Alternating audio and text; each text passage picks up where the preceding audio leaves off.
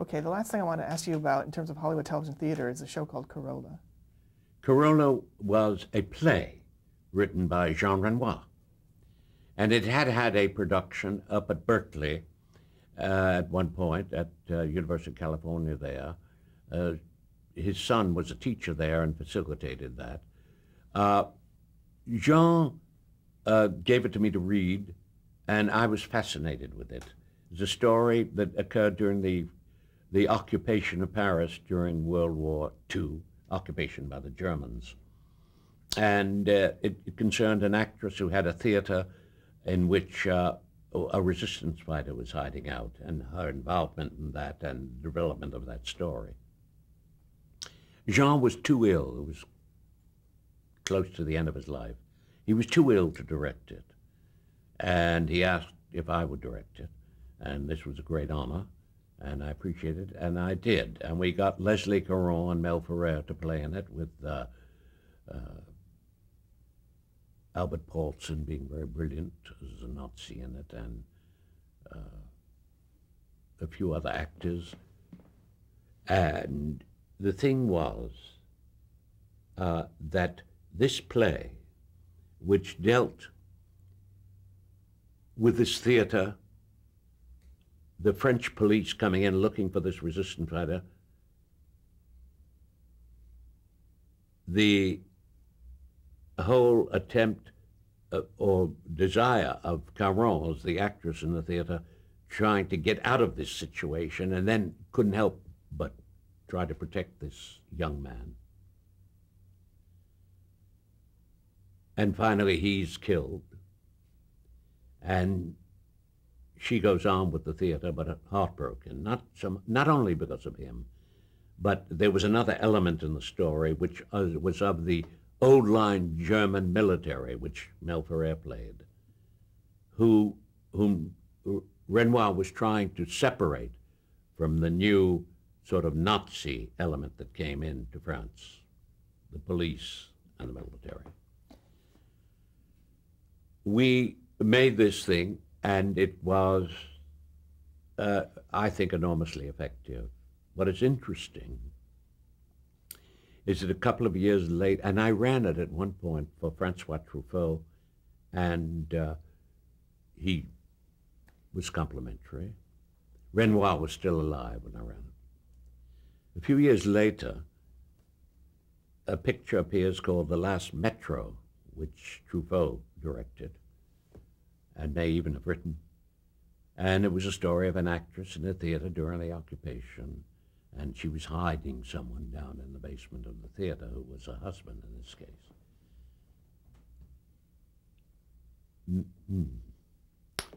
Mrs. Renoir is reputed to have said to Truffaut, "You're very naughty, Francois," because the story was so similar. Now I'd like to talk about Saint Elsewhere. How did you get cast on Saint Elsewhere? I was producing a series called, not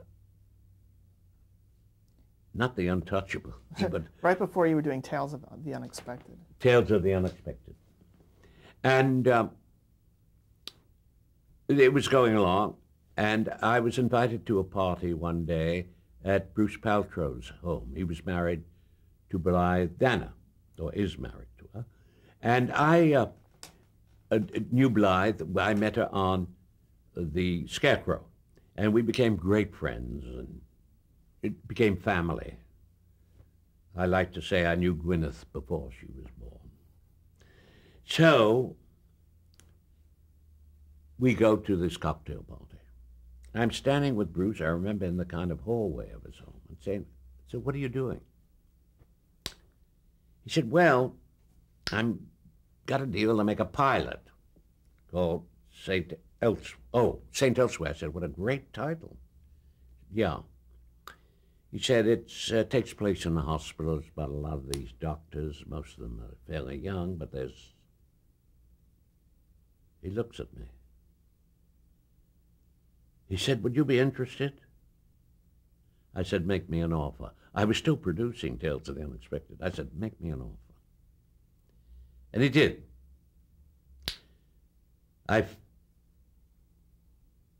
signed on to do the pilot. And I was originally signed. And by the way, I was doing the pilot while I was still producing Tales of the Unexpected. I used to walk over. We had our offices on Tales of the Unexpected right on Ventura, and I just walk over to the studio, the CBS studio. The original character of Auslander, Dr. Auslander, which I played, was only supposed to go for 4 episodes because he had cancer of the liver.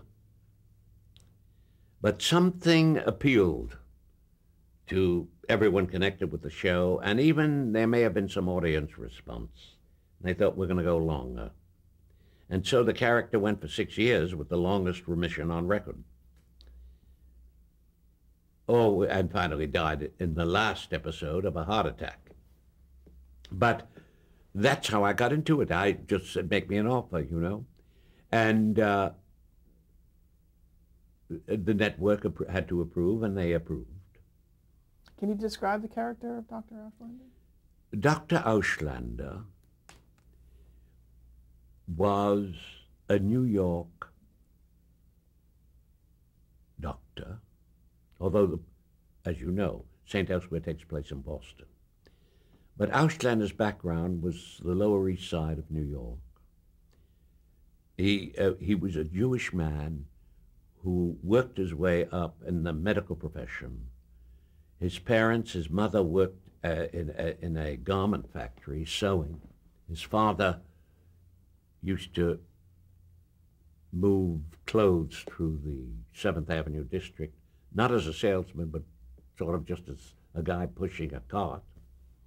But he worked his way up, so he got to Harvard and became a prominent physician who, in the case of St. Elsewhere, which took place in Boston,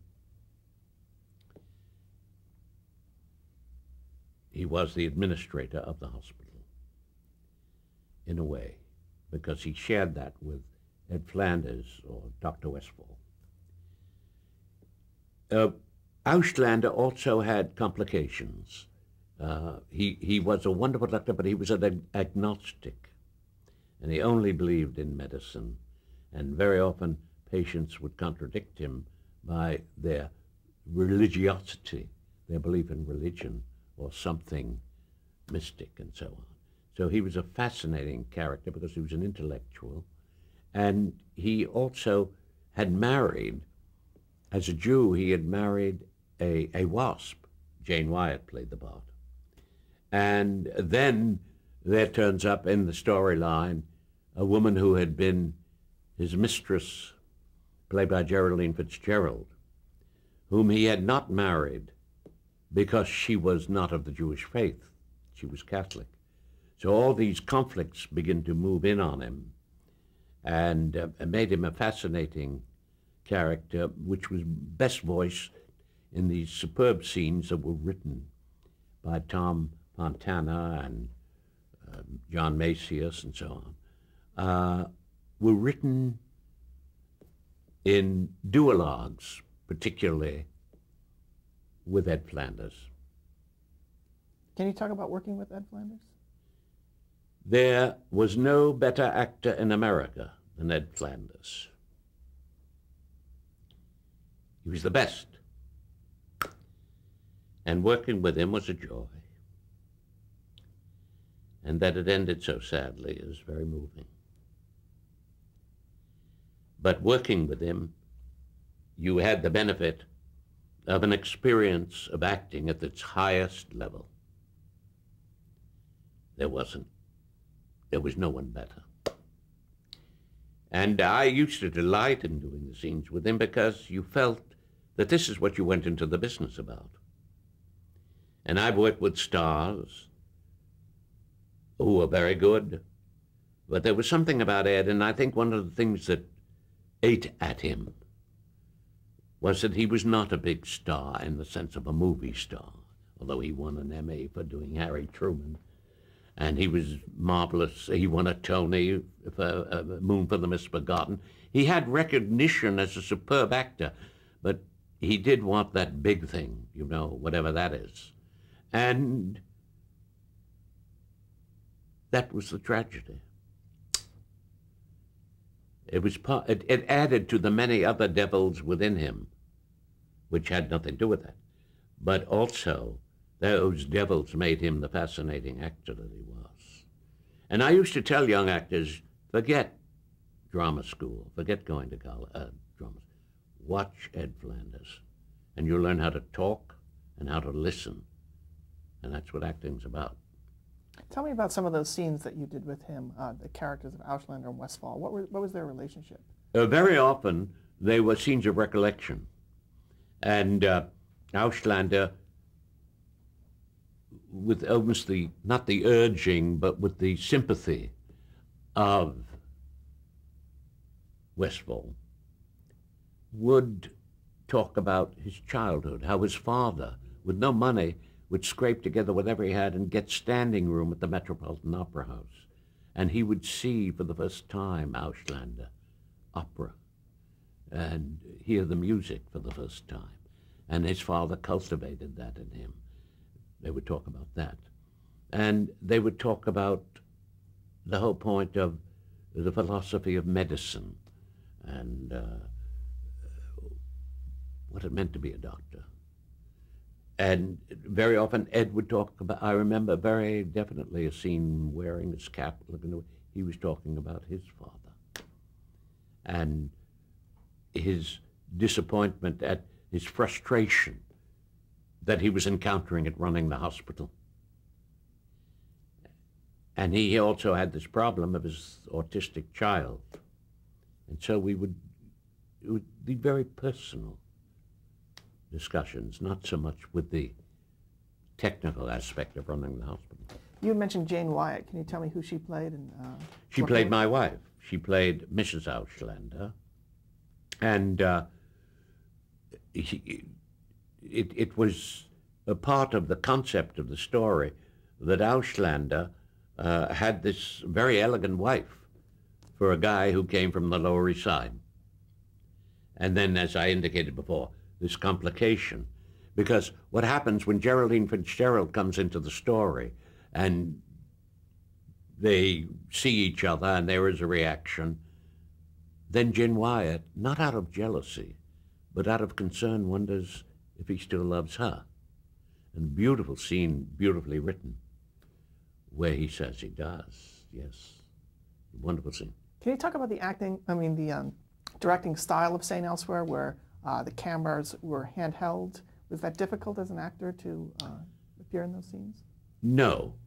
The style was interesting in that, the equipment had finally arrived at the point, like Panavision handheld, where you could do wonderful things, and Steadicam and so on.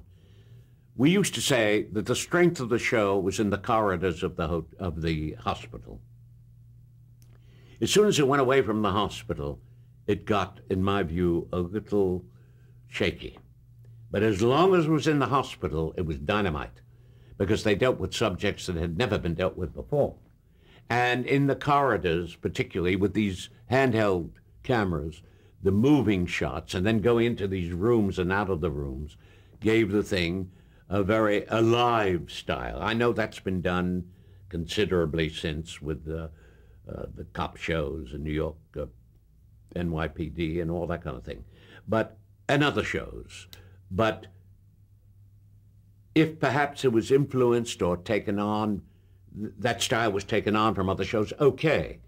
But it did do something with the actors, because it was as fine an acting crew as you could possibly run across.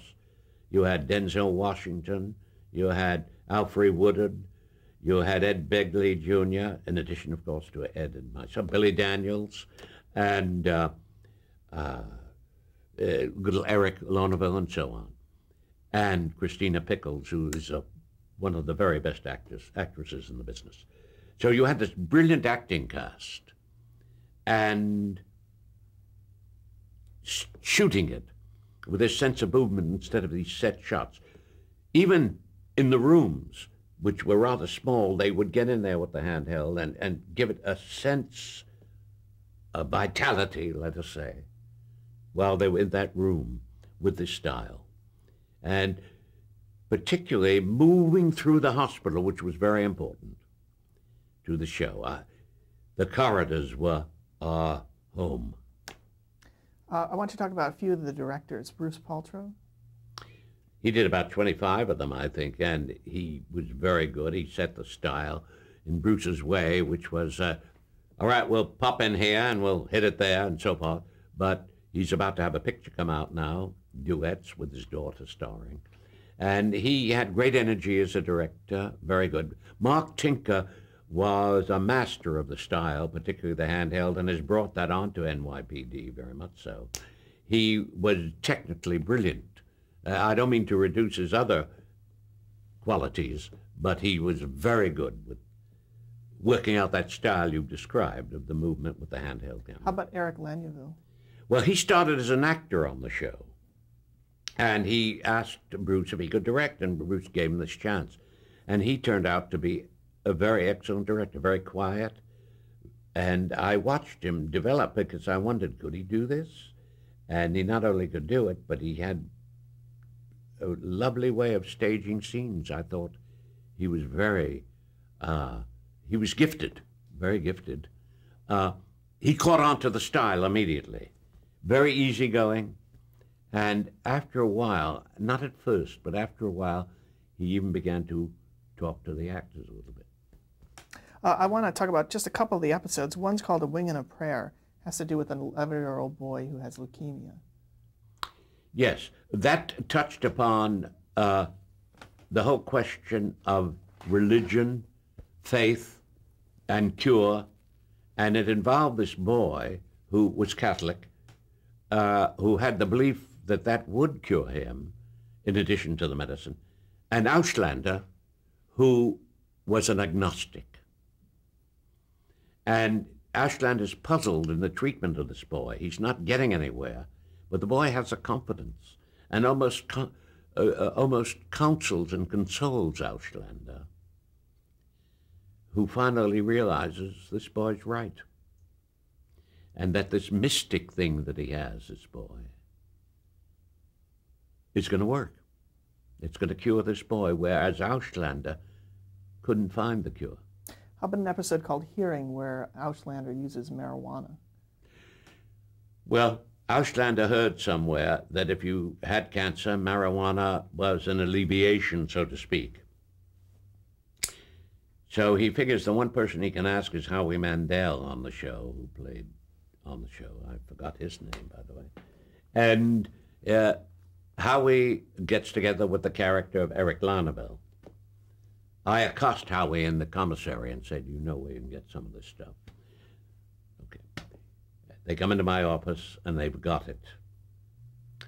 The network wouldn't let us do the scene as originally written, where they show me how to roll a cigarette, a joint. But they give me an already rolled one. That was the alternative. And I say, scene goes out on Anyone Got a Match?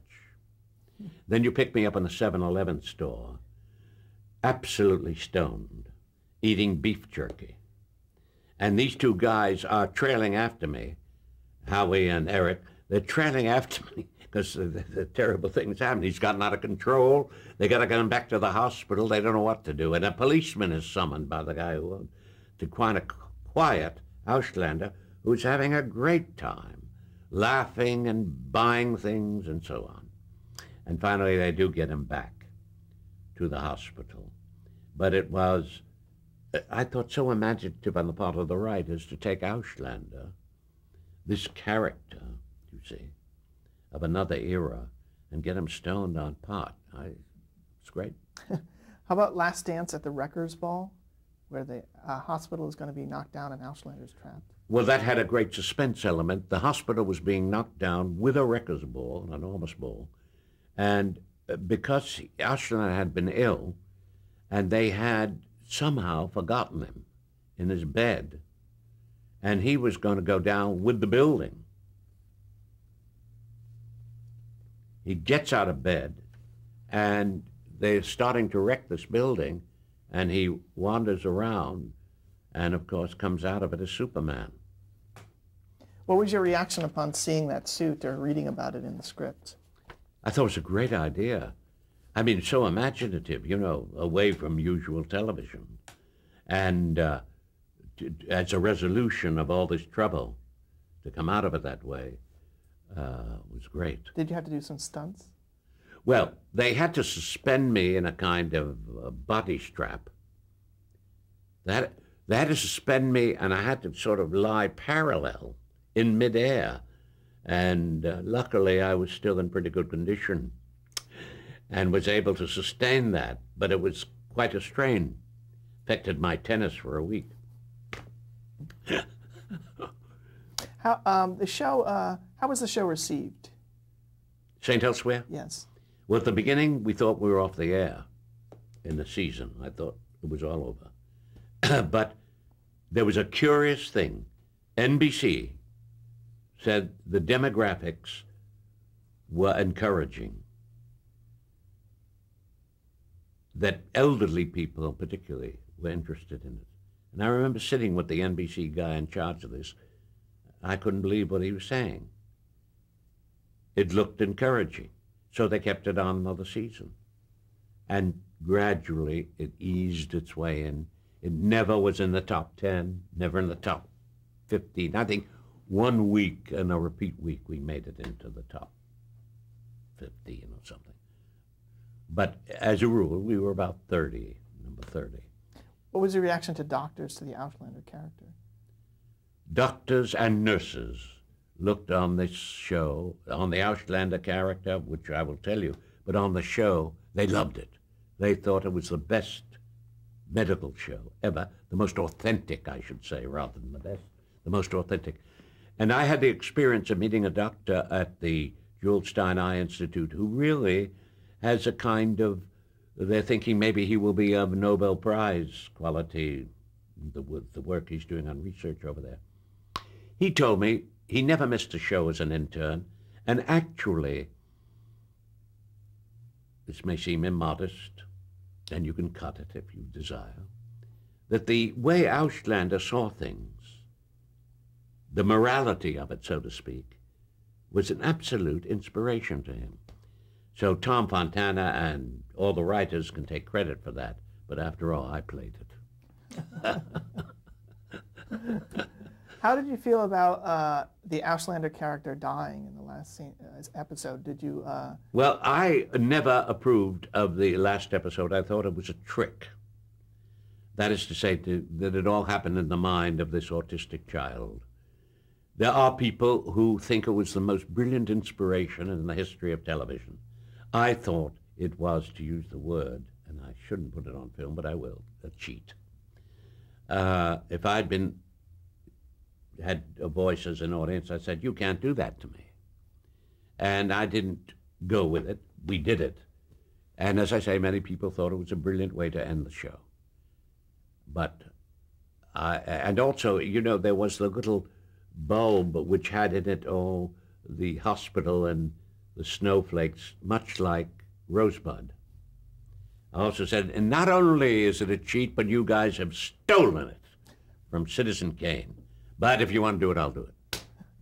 Well, we're nearing the end of our tape. I don't want you to get away before we mention working with Charlie Chaplin. Can you briefly, if you can, briefly tell me about working with Chaplin? Well, I did a picture with him called Limelight, and even before Limelight, I had become, I think it's fair to say, a friend of his, as my wife did, of Una.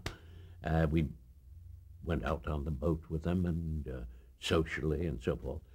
This was all rooted, I might add, in tennis. Charlie was passionate about tennis, as I am, and I used to play with him about 4 times a week. But out of that grew a real friendship, and one day he asked me if I wanted to be in Limelight. He suggested a part, and I agreed, and had this great experience of doing the last picture he made in this country, which was wonderful to watch because it was a very personal story, Limelight. It was really about a man who could no longer make people laugh, and Charlie really felt that he'd lost that ability. And he was an extraordinary man. He was a genius. As George Bernard Shaw said, the movies have produced 2 geniuses, Mickey Mouse and Charlie Chaplin. And to work with was fascinating because he had his own way. He liked to direct actors, not Nigel Bruce, not myself, not Buster Keaton, but the young people, Sidney and Claire Bloom, whose the first picture was, he liked to do it himself and then have them do it. Well, if you had, was possibly the greatest actor in the world doing it, and he says, do it this way, you have a little bit of a handicap. But he had great energy. I think there's a line in Hamlet, rightly to be great is to find quarrel with a straw. I hope I've delivered it accurately. Charlie had that. I want to mention that you're currently on the show 7 Days. What character do you play on that show? I play Mentor, who is the mentor of the Mentor, who is the mentor of the project, which is the project of this sphere that goes into outer space beyond the pull of gravity and comes back. I won't go through all that. But I play the physicist who was very involved in the creation. And we'll be seeing you that. You'll be on this season again for the 3rd season. For 5. I've worked it out a little easier. That is to say, I'll do 5 on a recurring basis. The show moved to Canada, and I found that very difficult. Quality of life. I'd much rather be home. All the actors on the show resisted the idea of going to Canada, but they're younger than I am and have to work harder. So. Okay, well, thank you for the time you spent with us on Thank behalf you. of the Archive of American Television. Thank you very much. Thank you.